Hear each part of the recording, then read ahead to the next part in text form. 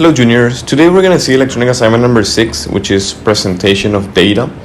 The objectives for today's class are two. First, understand and distinguish concepts of population, sample, random sample, discrete and continuous data, which is something that we were already discussing during previous classes. And number two, present data in the form of frequency distribution tables or frequency histograms with equal class intervals. So let's start with this by doing a short example. It says 32 students took a test which had a maximum mark 10. Their scores are listed below. So here we have the scores of the 32 students. They are already all ordered in increasing order, right? Remember that one thing that you need to consider whenever working with statistics is it's important to have the data organized in increasing order in order to determine the different statistical measures such as median or lower quartile or upper quartile or the minimum value or the maximum value and so on. So we want to construct a frequency table for this data and draw a bar chart of it. Okay, so what's the process to construct a frequency table? First of all, well, here I have the table already developed, right? What we do is we list all of the different scores, right, from 0 to 10 in this case, and in the second column we're going to write the frequency corresponding to each score, right? For 0 we only have one value, so the frequency is 1. For 1 we have 2, so the frequency is 2. Then we have 3 2s, so the frequency for 2 is 3. Then we have 2 3s, so the frequency is 2, and so on, right? We count the number of values for each score, and we list the frequency, right? One thing that you should make sure is that when you're done with the frequency table, the sum, remember the symbol for the sum, should be equal to the total, right? Which in this case is 32. So you might check that on your own and say that, let me see if this is correct. 1 plus 2 plus 3 plus 2 plus 3 plus 5 plus 4 plus 6 plus 4 plus 1 plus 1 is exactly 32. Okay, so this is correct. The total number of data is 32, which means that our frequency table must be correct. Okay, once we have the frequency table, we can draw our bar chart, which is this figure over here. I have it all already set up in order to save some time and not making this video too long, right? So in order to make a bar chart, it's very important to label our axis first of all. So in the x or horizontal axis, we're going to have our scores. Our scores go from 0 to 10, right? So we put the x values from 0 to 10, and we state the name of the variable we're talking about in the x-axis, which in this case is score, right? We can also give a title to the graph, in this case class scores, right? And on the y-axis or vertical axis, we should write in this case the frequency, right? I forgot to write here the name, but we're talking about frequency for the y-axis. Maybe I can make this, I can rotate this and put it like this. This would be fine. Okay, I'm going to use black. There you go. So the y-axis represents frequency. So as we have discussed in previous classes, a bar chart does not have any bar charts are not all together, are not drawn together. There's a space between each column, right? So basically what we do is we draw columns that have a height that is equal to the frequency of the respective value, in this case score, right? So for score 0 we have 1, so the column has a height of 1. For score 1 our frequency is 2, so the column has a frequency of 2, and so on, right? We do the same thing for 2, 3, 4, and so on. We see that 7, for example, has a frequency of 6, right? So the column here is the tallest from the data set, and that's how we build a bar chart basically. Remember that spaces should be left in between the bars because we're talking about discrete variables in this case. We're talking about scores. And all of the scores in this particular case are integer numbers, so we can consider them to be discrete. Okay, So that's basically how you build a bar chart. We're going through this quickly because this is a content that you have already seen during previous years. Okay, then we have a TOK question. This is just for you to reflect. It says, can you justify using statistics to mislead others? How easy it is to be misled by statistics. This is actually a very interesting topic. Politics generally try to convince people through false or incomplete statistics sometimes. That's widely used in politics. And there are other different, like in political campaigns, for example, or many other different areas where people try to mislead other people by showing statistics that does not necessarily have a correlation, for example. We may discuss more about this later on, but it's an interesting topic to discuss. Okay, let me show you how to draw this same bar chart using your graphic display calculators. Okay, the instructions are written down here for you to follow if you want, but I'm going to show you how to do it by using the calculator right now. So if you take a look at the calculator, we're going to go to menu statistics, which is menu 2. Let me erase this for a second. This is old information. There we go. And this as well.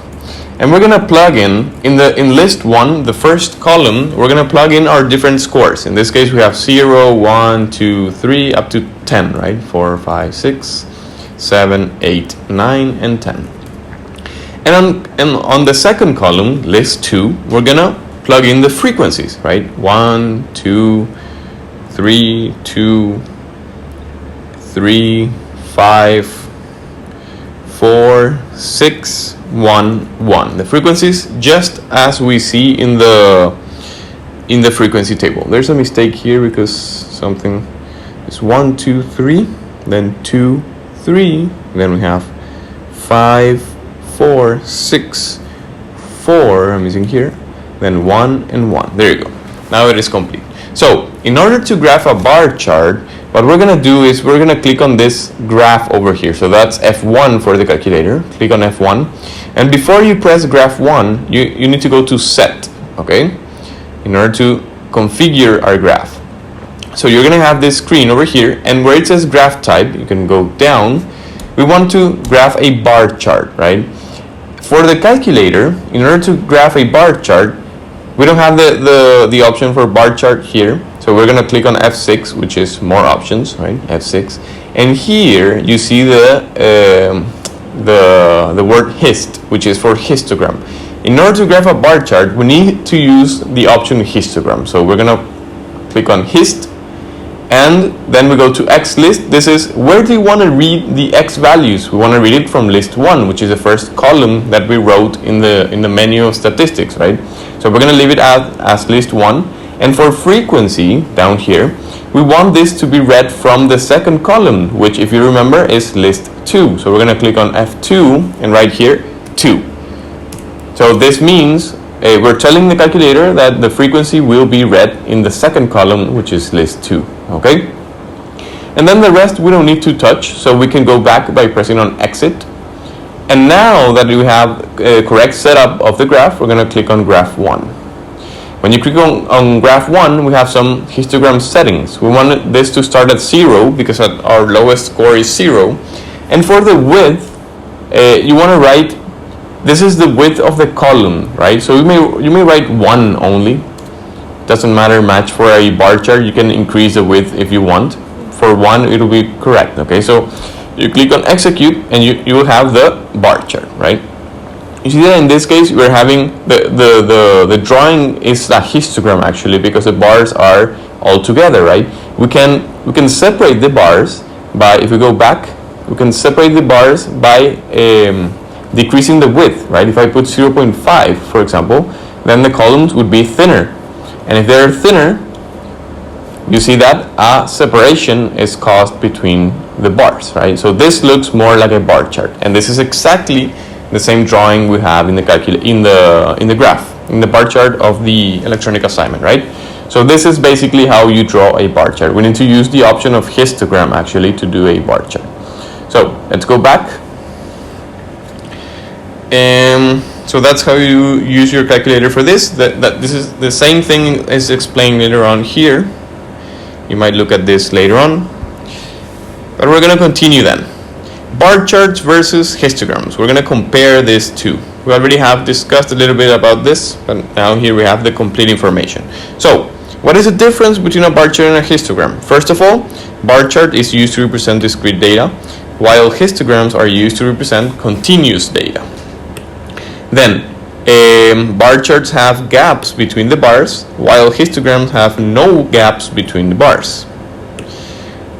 Third difference, discrete values, or the bar chart is used for discrete values or categories on horizontal axis, x-axis. So discrete values or categories, while histogram, it says continuous scale on the horizontal axis. So it has a continuous scale. And finally, the fourth difference, it says the width of each bar does not matter in the case of a bar chart. And in the case of a histogram, the width of the bar should span the width of the data it represents. Okay, so that's something that's very important. If it does not span the width of the data it represents, then the graph would be misleading or will be wrong. Okay, super. So here you have a graphical comparison of a bar chart versus a histogram. You see the main difference is that bars have a spread here, while here there's no spread, right? So that's the main difference between the two. Okay, next, describing the shape of a histogram. Here you have a hint. Let's read the hint. It says only frequency histograms with equal class intervals will be examined. Okay, so that's something you should know for IB exams. Equal class intervals mean that basically that the columns will always have the same width, right? If we have different widths, then we're talking about different class intervals. But for the IB, we're always going to be considering same class interval. That means the width of each column will always remain constant, will be the same.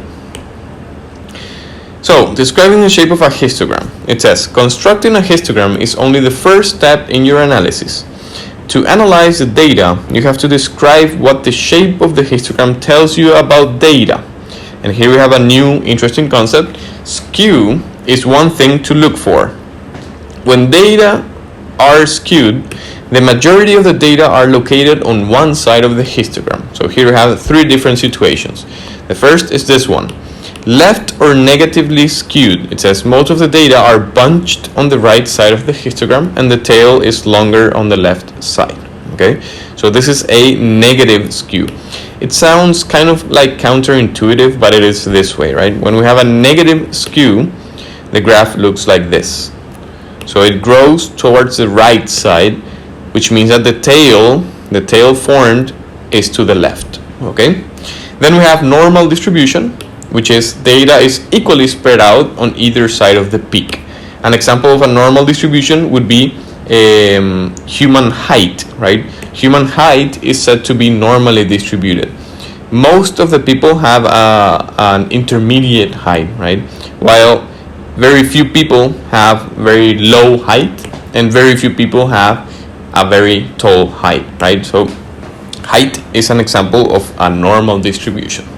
And then we have this, which is right or positively skewed, which is the opposite of left or negatively skewed. It says most of the data are bunched on the left side of the histogram and the tail goes to the right. So again, it sounds counterintuitive. Most of the information is to the left side and the tail goes now to the right. Okay, so that's right or positively skewed. Let's see an example of how to use a histogram or how to build a histogram. So it says, a group of 37 teachers were asked how much time in minutes they spent eating lunch at school. The raw data is listed below. So here we have 37 pieces of information, and again they are all already organized in increasing order. So part A, construct a frequency table for this data with classes of between 0 to 4, T is time, right? And from 4 to 8 and so on. So we're doing class intervals of 4 units of width, right? So they are all 4 units in width. These columns will all be 4 units. So first thing we do, we draw we construct our frequency table, right? So since we have class intervals, we need to put them, right, from 0 to 4, from 4 to 8, from 8 to 12, from 12 to 16. Very important thing, always have a title in your tables and write the units of measurement for each of these variables that you're analyzing. In this case, we have time as our variable, and it is measured in hours. Okay. And then on the right column, we have frequency once again, just as we had in the bar charts. So time is a continuous variable. If it's a continuous variable, then we must build a histogram, right? So we're building the frequency table. So we have all of the classes with the respective frequency, which is obtained by counting. For example, from 0 to 4, we have 1, 2, 3, 4, 5, 6, 7, 8 pieces of information. So we write 8 right here. And we do the same thing for all of the other classes, right? So we end up building our frequency table, which is this one. And after building the frequency table, we construct the histogram for this data, right? Histogram, there's no spread between the bars. So from 0 to 4, we have our first bar, which has a height of 8, which corresponds to the frequency. Again, here it is right now. F is already written in the y-axis, which is frequency, and T is written in the x-axis, which is time in hours for this case. Okay, so that's how we build a histogram. We do all of the other columns respecting their frequencies, and there we have the histogram built. Okay, so that's briefly how you build a histogram. Let me show you once again how to build a histogram using the calculators. Now there's going to be a tricky part, because we need to plug in these class intervals into our calculators, and I'm going to show you how to do that. Okay, in order to be able to calculate or to plug in these class intervals in the calculator, we need to calculate the mid intervals, which you know are the average of the lower and upper boundaries of each class. So the mid interval for the first case would be 0 plus 4 divided by 2, which is 2. Then 4 plus 8 divided by 2, that's 6, and so on, right? This would be 10, and finally this would be 14. So these are the values that we need to plug in into our calculator. And let me show you that right now. If you take a look at the calculator, let me go back. This is from the previous exercise. I'm going to erase all of list 1, and I'm going to erase all of list 2. And now for list 1, we're plugging in the mid intervals. So we plug in 2, 6, 10, and 14. And on the second column, list 2, we're going to plug in the frequencies, right? Which are 8, 12, 10, and 7. Okay?